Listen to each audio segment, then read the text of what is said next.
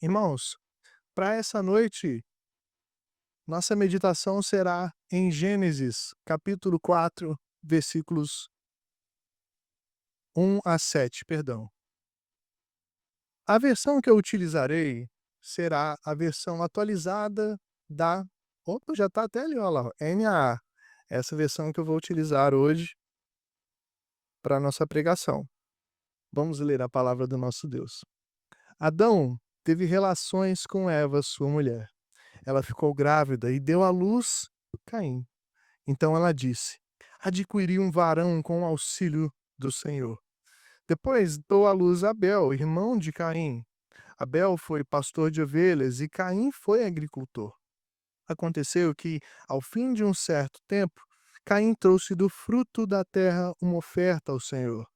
Abel, por sua vez, trouxe das primícias do seu rebanho e da gordura deste. O Senhor se agradou de Abel e de sua oferta, mas de Caim e de sua oferta não se agradou. Caim ficou muito irritado e fechou a cara. Então o Senhor lhe disse: Por que você anda irritado? E por que essa cara fechada? Se fizer o que é certo, não é verdade que será aceito? Mas se fizer o que é, se fizer o que é certo, eita, se não fizer o que é certo, perdão, irmãos, se não fizer o que é certo, eis que o pecado está à porta à sua espera. O desejo dele será contra você, mas é necessário que você o domine. Vamos orar ao Senhor? Pai, Sua palavra está diante de nós nesta noite. Pedimos a Ti que o Senhor abra o nosso coração também agora, neste momento. Ajuda-nos a compreender, ó Pai, esse texto maravilhoso do Senhor e transforme o nosso coração e a nossa forma de viver diante do Senhor. No nome de Jesus aqui, oramos a Ti. Amém. Irmãos, já teve alguma vez que vocês pararam e notaram que estavam sendo dominados por alguma coisa? Que estavam tão envolvidos com algo que, mesmo com as pessoas falando e alertando, vocês não conseguiam enxergar o domínio de algo sobre as suas vidas? Bom, particularmente confesso que inúmeras vezes me encontrei controlado por alguma coisa. Um exemplo disso mais recente é o meu lazer. Acho que talvez o seu lazer também em algum ponto.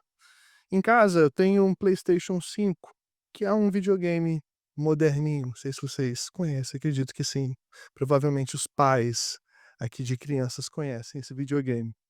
Às vezes eu gosto de passar um tempinho jogando para relaxar um pouco dos vários compromissos que a rotina do seminário coloca para mim. Entretanto, em certos momentos, principalmente se o jogo for bem envolvente, se a história for legal, o momento que era para ser de lazer me domina de tal forma que quando eu percebo, já extrapolei o tempo que eu deveria ficar ali jogando. Como forma de me ajudar, evitando que esse domínio me atrapalhe, alguns amigos muito piedosos do meu seminário, já tentaram me convencer de deixar o meu PlayStation com eles para não me atrapalhar. Mas eu acho que eu não sou tão dominado assim a esse ponto. E eu também acho que o videogame não vai voltar se eu deixar na mão deles. É possível que alguns de vocês sejam dominados nessa área da mesma forma que eu, mas provavelmente alguma outra coisa esteja no controle do seu coração hoje. A questão é que, dentre todas as coisas que podem nos controlar, uma merece nossa atenção, especialmente, porque ela pode nos levar a todos os possíveis tipos de controle ou domínio. O domínio causado pelo pecado. Domínio esse que justamente o nosso texto de hoje, Gênesis 4, 1 a 7, nos relata através da família de Adão e de Eva. Através desse texto, Deus pretende nos ensinar como saber quando o pecado tem nos dominado. Se nós pudéssemos resumir o texto, nós resumiríamos nessa frase: Deus pretende nos ensinar como saber quando o pecado tem nos dominado. Podemos ver isso no texto de três formas, ou de três pontos, se assim vocês preferirem. A primeira, que nós veremos agora, nos versículos 1 E 2, a parte A do versículo 2, sabemos que o pecado tem nos dominado quando nossas atitudes afastam nós de Deus. Mais uma vez, sabemos que o pecado tem nos dominado quando nossas atitudes nos afastam de Deus. Nos capítulos anteriores de Gênesis, encontramos os relatos da criação de Deus, tanto da terra quanto dos primeiros seres humanos, que são Adão e Eva. Deus os criou puros e os colocou no jardim do Éden para cuidar daquele lugar e também viverem ali livremente ao lado dele. Entretanto, da árvore do conhecimento do bem e do mal, Adão e Eva receberam a ordem do Senhor para não comerem o fruto, caso contrário, morreriam.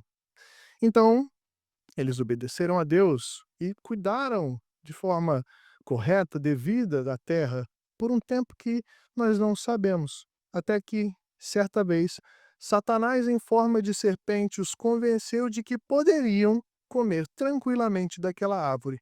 E assim eles fizeram. Como consequência disso, em resumo de toda a história, o pecado entrou no mundo, como o apóstolo Paulo afirma um pouquinho mais para frente na história, trazendo morte para a humanidade e destruindo o seu relacionamento com o Senhor. Quando chegamos ao nosso texto de hoje, vemos que os efeitos do pecado já estavam presentes na vida deles, ao menos inicialmente de Eva, de forma a dominá-la sutilmente, como contam para nós os versículos 1 e 2, parte A.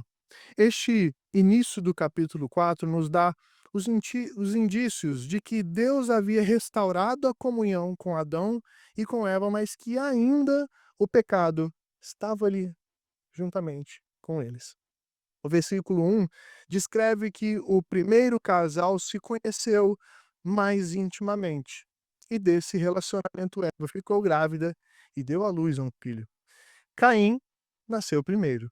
Depois foi a vez de Abel, como informa a parte A do versículo 2. Aparentemente, não há nada anormal nessa situação que nós estamos vendo. Contudo, no seu comentário bíblico, o teólogo Bruce Watke e a sua assistente Kathy Fredericks destacam em Eva, primeiramente, uma espécie de autopromoção quanto ao parto de Caim, quando ela diz que adquiriu um varão com o auxílio do Senhor. Ou seja, de que ela estava se engrandecendo. Uma pista que se tem disso, que mostra esse sentimento que Eva traz, como esses autores defendem, está no significado do nome de Caim, que quer dizer adquirir, possuir ou obter, ou seja, verbos ou palavras que indicam que alguém conseguiu algo pelas suas próprias forças. E junto a isso, como o teólogo já falecido Matthew Henry afirma no seu comentário bíblico também, Eva parece ter ali naquele momento um momento de equívoco, achando que dela viria aquele que esmagaria a cabeça da serpente e que esse descendente era o seu filho Caim. Inclusive, juntando o entendimento desses três, aliás, autores, o fato do nome de Abel significar vapor ou hálito, que são palavras que trazem a ideia de algo que é efêmero, algo que é passageiro, ou algo que não vale o interesse, somado também à falta de um comentário empolgado de Eva no nascimento de Abel, que o narrador do nosso texto não descreveu como aconteceu com Caim, indicam também esse pequeno traço de exaltação de si mesma que Eva faz, e de equívoco no seu excesso de esperança errada no seu filho Caim, ao mesmo tempo que causa um certo afastamento de Deus da ação feito por ela. Em resumo disso tudo, Eva traz para si o mérito do nascimento do seu filho, que para ela era o descendente prometido, e afasta Deus dessa bênção, dessa glória que era unicamente dele. E eu não sei quanto a vocês, irmãos, mas quando olho este texto, com todas essas informações que eu trouxe aqui, me lembro de uma jovem que viria muito tempo depois de Eva e que seria bem diferente. Me lembro de Maria, a mãe daquele que realmente esmagaria a cabeça da serpente. Me lembro que nela havia humildade, havia arrependimento, mesmo que a criança que estava no seu ventre fosse o Filho de Deus, o Salvador do mundo, e mesmo que ela soubesse disso. Ela não se exaltou em nenhum momento. Ela não afastou Deus, pelo contrário, se aproximou de Deus. Maria o exaltou através de uma canção, Magnificat, e entregou o seu coração em favor daquela criança que estava no seu ventre, que não foi concebida por uma ação humana, como foi o caso de Caim, mas que foi concebida pelo Espírito Santo, firmando assim o seu coração no lugar certo e não na idolatria de si mesma. E diante de tudo isso, a pergunta que surge para cada um de nós é a seguinte: com quem mais nós parecemos? Com Eva ou com Maria?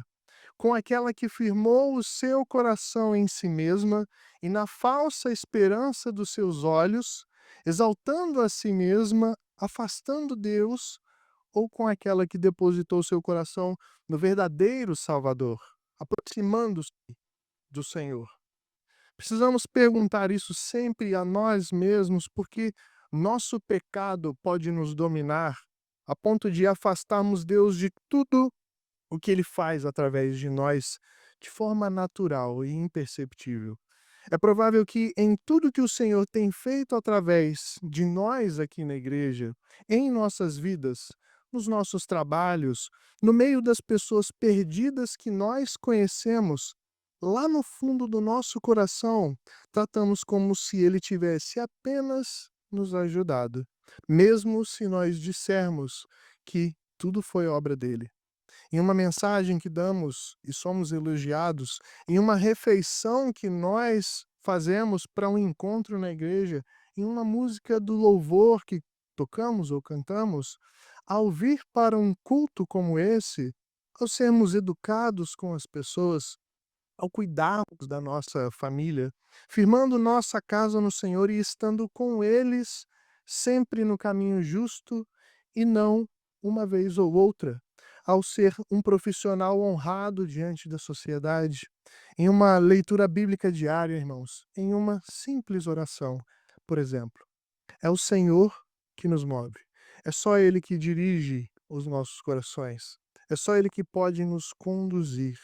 Sem Ele, seremos apenas instrumentos dominados pelos nossos pecados. Por isso, nós precisamos depositar os nossos corações constantemente em Cristo, em seu sacrifício por nós, pois apenas nele reconheceremos quem somos e nos aproximaremos constantemente, aproximaremos os nossos corações constantemente de Cristo através do seu sacrifício por nós, porque apenas nele reconhecemos quem nós somos e quem Deus é. Porque, caso contrário, ao nos afastarmos do Senhor, sendo mais dominados pelo pecado, a nossa adoração será um ato vazio, sem conexão nenhuma com as nossas vidas. E é aí que a gente chega no nosso segundo ponto, ou nossa segunda parte.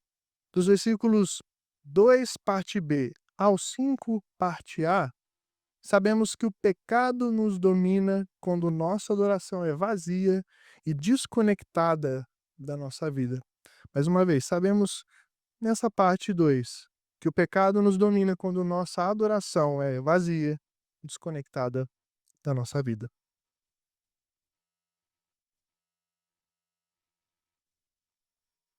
Nessa parte do texto, vemos uma espécie de primeiro culto a Deus relatado na Escritura pela oferta levada por Caim e Abel ao Senhor. A princípio, novamente, parece que está tudo certinho. Tudo está correndo bem, de acordo com a nossa visão, talvez. Os dois levaram as suas ofertas a Deus e tudo tranquilo até aí. Até que nos deparamos então com o fato de que da oferta de Abel o Senhor se agradou, mas da de Caim não, como descrevem o final do versículo 4 e o início do 5. Por qual motivo então o que foi levado por Abel foi aceito pelo Senhor e o que Caim ofereceu foi rejeitado? É bem simples a resposta. Enquanto Caim apenas levou uma oferta da terra ao Senhor, Abel levou das primícias do seu rebanho e da gordura do seu rebanho. Ou seja, o que havia de melhor daquilo que ele fazia, daquilo que ele cultivava nos seus dias. E tendo em vista que Caim, da mesma forma que Abel, são apresentados no texto pelo que eles faziam em suas vidas, pela profissão deles, por assim dizer, é fato que eles sabiam bem o que estavam apresentando a Deus em oração. Afinal, um profissional de certa área que vive ativamente a sua profissão, cada vez mais terá domínio sobre ela e, na maioria das vezes, saberá quando o resultado do seu trabalho for ruim ou quando ele for algo bom. Isso indica, então, que Caim tinha total noção que sua oferta não era o melhor que ele tinha conseguido no trabalho como agricultor. Somado a isso, novamente, como destacam os teólogos Watke e Fredericks, o ato do narrador informar que eles trouxeram do seu trabalho uma oferta de adoração ao Senhor mostra que não dá para separar a oferta do adorador. Isso revela que, enquanto Abel realmente queria agradar e glorificar a Deus com o que entregou, demonstrando que o seu coração realmente estava motivado pela fé que o fez ser lembrado na carta aos Hebreus, Caim apenas queria cumprir com uma obrigação, levando uma adoração vazia e dominada pelo pecado a Deus. Mas e quanto a nós, irmãos? Como tem andado a nossa adoração a Deus? Talvez essa não seja uma preocupação das nossas mentes nesse momento, até porque nós estamos aqui cultuando ao Senhor, seguindo direitinho as partes essenciais que um culto ao Senhor, a Deus, deve ter. Nós adoramos ao Senhor, reconhecendo a Sua majestade, nós pedimos perdão sobre os nossos pecados, louvamos Ele pelo que Ele tem feito em nossas vidas. Estamos ouvindo o sermão nesse momento, oramos algumas vezes. No entanto, será que está tudo bem mesmo com a nossa adoração? Ou será que nós, após vivermos os outros 6 dias da semana, temos trazido uma adoração vazia e morta ao nosso Senhor, como foi com Caim? Caim, irmãos, também estava ciente de que tinha que entregar uma oferta ao Senhor. Ele cumpriu isso, como a gente viu no texto. Seu fruto poderia até ser comível, mas ainda assim foi rejeitado, porque comparado ao que Abel levou, que notadamente foi o melhor por causa da sua fé verdadeira, percebe-se que lá dentro de Caim, o pecado era cultivado em seu coração. E o que nasceu disso, dessa terra cultivada, foi uma adoração podre, indigna de ser dada a alguém, principalmente ao Senhor Supremo Criador de todo o universo. Nós também não estamos livres de nos encontrarmos entregando ao final de 6 dias das nossas semanas uma adoração vazia ao nosso Deus, digna de ser recusada por Ele. Aqui podemos cumprir com a liturgia do culto, mas nosso coração e as nossas mentes podem estar aqui apenas automaticamente, perdidas nos nossos celulares, nas nossas conversas paralelas, nas preocupações que nós temos das nossas vidas, ou até mesmo nas crianças fofinhas que nós temos aqui na igreja, por exemplo. E temos muitas. Talvez pensando no momento da ceia daqui a pouco, infelizmente, ela seja para alguns de nós apenas um momento de negociação com Deus, no qual nós participamos uma vez por mês, e aí já estamos bem com Ele e a nossa mente está em relativa paz. Mas também outros de nós, mesmo tendo a ciência, o conhecimento da verdadeira importância e utilidade da ceia do Senhor, podemos participar desse momento de forma indigna, quando não examinamos a nós mesmos de forma devida, quando não arrependemos dos nossos pecados de verdade, ou quando nós sustentamos coisas ruins nos nossos corações com relação às pessoas à nossa volta, por exemplo. Além disso, o nosso viver diante da nossa família, dos nossos amigos, dos nossos colegas de trabalho, dos nossos irmãos da nossa igreja, ou seja, nossa vida de adoração pode ser muito mais pecaminosa do que nós imaginamos. E há momentos até que detectamos os nossos pecados, sabemos realmente o que nós estamos fazendo, reconhecemos que nós temos errado, só que mesmo assim a gente opta por deixar para lá, com a desculpa de que é algo muito pequeno que não vai dar nada, não vai ter nenhuma consequência sobre a nossa vida. E aos poucos nós somos dominados pelos nossos pecados. Nós somos feitos escravos das nossas vontades e das coisas ruins que estão nos nossos corações. Somos dominados, irmãos, às vezes pela nossa soberba sobre os outros, pela nossa autossuficiência, pela nossa língua que às vezes a gente não consegue segurar dentro da boca, pelos nossos pensamentos que muitas vezes são sujos, pelas nossas mentiras, pelas nossas preguiças, pelas nossas omissões, a falta de tomar uma atitude devida, e aí vai. Só que a nossa vida de adoração não precisa ser rejeitada como foi a vida de Caim. Nós temos como adorar a Deus com uma oferta cheia de amor e arrependimento, não só na igreja, mas todos os dias, através apenas do perfeito adorador, que é Cristo, que é o Salvador Jesus. Aquele que entregou mais do que dias vividos em amor e santidade para o Senhor.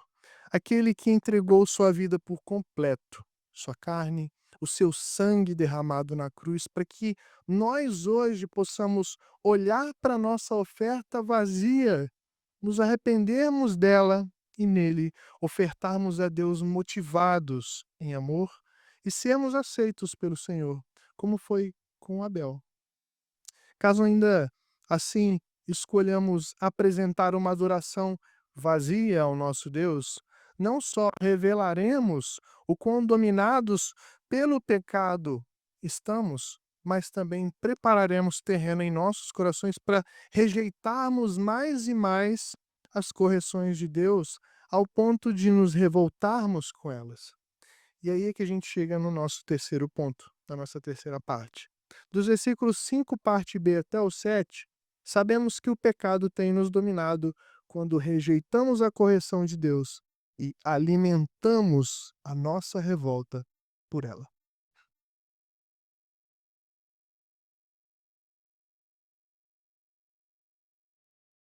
O narrador de Gênesis, nessa parte final do texto, relata a continuação da cena e a reação de Caim depois que a sua oferta não foi aceita por Deus. Caim ficou muito irado, ao ponto de que ele não conseguiu nem mesmo segurar a reação do seu rosto, que na hora caiu, revelando o seu orgulho ferido e a sua revolta com o Senhor. Isso me lembrou de uma situação do ano passado que aconteceu comigo no seminário, que vira e mexe os meninos lá da sala também gostam de rir de mim um pouquinho sobre essa questão. Em uma bela aula de Teologia Sistemática 1, que foi ministrada pelo pastor Ricardo Moura, nós recebemos o resultado de um trabalho que nós fizemos sobre a Trindade. Infelizmente, a minha nota não foi o que eu esperava, e como eu não queria que o meu rendimento final caísse, não fiquei irado, como aconteceu com Caim, mas fiquei extremamente desapontado, ao ponto de que não consegui segurar também o meu semblante e minha feição, a meu rosto caiu no mesmo momento. Fui lá então conversar com ele para ver que que eu tinha feito de errado para que a minha nota fosse, assim, irregular. E, assim, fui tentar entender também o método de composição de nota para saber se eu iria mal no final daquele semestre. E ele até que me explicou direitinho, mas o que eu apenas aprendi até hoje e entendi do que ele explicou foi que eu deixei de desenvolver mais o meu trabalho. Estava dentro dos moldes do que ele tinha pedido, mas ele achou que desenvolvi pouco, que eu poderia ter dado mais de mim naquilo que eu fiz. E aí é que vem a parte que os outros seminaristas ficam rindo de mim lá. Saí de perto dele então inconformado, certo de que ele deveria ter me dado uma nota melhor para que eu não viesse com 7 e que eu achava que viria, afinal de contas, eu fiz o que ele tinha pedido, mesmo entendendo que realmente eu poderia ter desenvolvido mais. Eu fui para o meu lugar bem chateado. E ele até tentou me consolar. Chegou: "Não, você não fica triste, porque eu também já tirei 7 na minha vida. E que em outras oportunidades, se eu desenvolvesse mais o meu trabalho, eu poderia tirar uma nota melhor". Mas eu não queria papo nenhum, não quis saber. E aí eu sentei no meu lugar e reclamei baixinho, igual uma criança mimada, que o meu boletim seria manchado com uma nota 7. Bom é que no final de contas eu tirei 8,5 e aí fiquei feliz.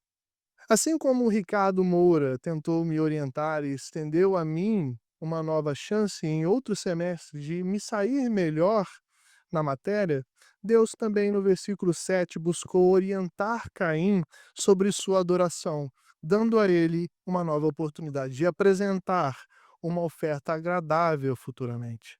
Caim precisava fazer apenas uma coisinha: dominar o pecado que, como Deus disse a ele, estava à porta, pois se assim fizesse, faria bem. Mas tem um problema. Essa não é uma tarefa muito fácil de se resolver. Na verdade, se mostrava praticamente impossível, porque, como comentam os comentaristas Watke e Fredericks, o pecado aqui nesse texto seria como um demônio ou um animal totalmente nervoso, à espera de Caim para o devorar. Parecendo um pouco com o que o apóstolo Pedro diz na sua primeira carta sobre Satanás, que também anda em derredor como um leão, louco para devorar alguém. Da mesma forma, nós somos assediados não só pelo nosso pecado, mas também por Satanás, todo dia, para que sejamos dominados e caiamos como Caim fez, tanto no nosso texto de hoje, como nos versículos na sequência, a partir do 8, rejeitando a correção do Senhor e criando em nossos corações revolta contra ela, mesmo que essa revolta não apareça em forma de ira. E possivelmente alguma dessas coisas que foram faladas aqui por mim a partir do texto, pode talvez não ter encontrado espaço nos nossos corações até então, não porque nenhuma dessas coisas não fazem sentido algum, mas porque nós não queremos admitir o que acontece conosco. Por isso, uma das reações que nós podemos ter, rejeitando a correção do Senhor, é simplesmente ignorarmos o que ele diz, ao invés de nos arrependermos e enxergarmos que somos dominados pelos nossos pecados. Podemos também ficar irados, do mesmo jeito que aconteceu com Caim. Às vezes, ficamos apenas extremamente chateados, achando que estamos vivendo uma injustiça, colocando a culpa nos outros, como foi no meu caso em que me fiz de vítima diante do meu professor. Mas também podemos ridicularizar aqueles que são usados por Deus para exortar os nossos pecados com o fim, com o objetivo de nos arrependermos e, finalmente, mudarmos. Quando persistimos em atitudes como essas que refletem nossa rejeição à correção de Deus, é sinal de que o pecado já não está mais à porta, já não está mais ali esperando para devorar cada um de nós, para darmos uma brechinha. mas sim que esse animal que é feroz, que é louco por sangue, que é louco para dar uma mordida em quem está vivo, já nos dominou, já nos envolveu com as suas garras e tomou conta dos nossos corações, das nossas vidas. Só que a história não acabou em Caim, irmãos, e certamente ela não acaba também quando estamos presos pelos nossos pecados. Como Deus concedeu a ele uma chance de arrepender-se, ele também nos dá essa chance por meio daquele que teve a sua oferta aceita, que não teve a sua oferta rejeitada. A oferta de Cristo na cruz é a única capaz de nos tirar das garras fortes do pecado e nos dar a possibilidade de viver uma vida em que a nossa oferta é feita porque por e em Cristo podemos enxergar os nossos erros e finalmente mudarmos. Bom, diante de tudo isso que nós vimos, podemos até sermos dominados um pouco por alguns elementos em nossas vidas, como é o meu caso de jogar um pouquinho além da conta o meu PlayStation. Porém, tenho certeza que provavelmente aquele que mais tenta nos dominar é o nosso pecado. E para que nós não acabemos assim como o exemplo de Eva e de Caim, nos exaltando e afastando o Senhor, vivendo uma vida de adoração vazia, que se revolta e rejeita a correção dele, nós devemos sempre voltar a Cristo, que é o único que nos dá a fé real, que o exalta, que o consagra nas nossas vidas e nos dá a vitória sobre o pecado.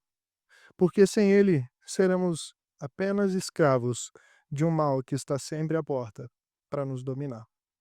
Que Deus assim trabalhe nos nossos corações, nos abençoe, para que de fato não sejamos dominados pelos nossos pecados, que pela força do nosso Senhor sejamos assim fortalecidos por ele. Vamos orar mais uma vez? Quero convidar o coral já a se posicionar. Senhor, tua palavra foi exposta a nós e graças a ti por isso, ó Pai, porque mesmo que às vezes nós cheguemos diante de ti com nosso coração exaltando a nós mesmos, mesmo que muitas vezes a nossa oferta, a nossa adoração seja rejeitada, ó Pai, não porque o Senhor é mau, mas porque a nossa oferta é má, o nosso coração é mau. Nós rogamos a Ti, Senhor, que o Senhor continue estendendo a Sua mão para cada um de nós, estendendo a Sua correção às nossas vidas, mesmo que às vezes a gente venha agir diante do Senhor revoltados e achando que estamos vivendo uma injustiça quando nós não estamos. Quando nós estamos apenas colhendo frutos de uma vida dominada pelo pecado. Por isso, ó Pai, ajuda-nos. Ajuda-nos a sermos livres dos nossos pecados todos os dias. Que eles não dominem os nossos corações e possamos ter em Cristo a vitória sobre eles. Em nome de Jesus, ó Pai, que nós choramos. Amém.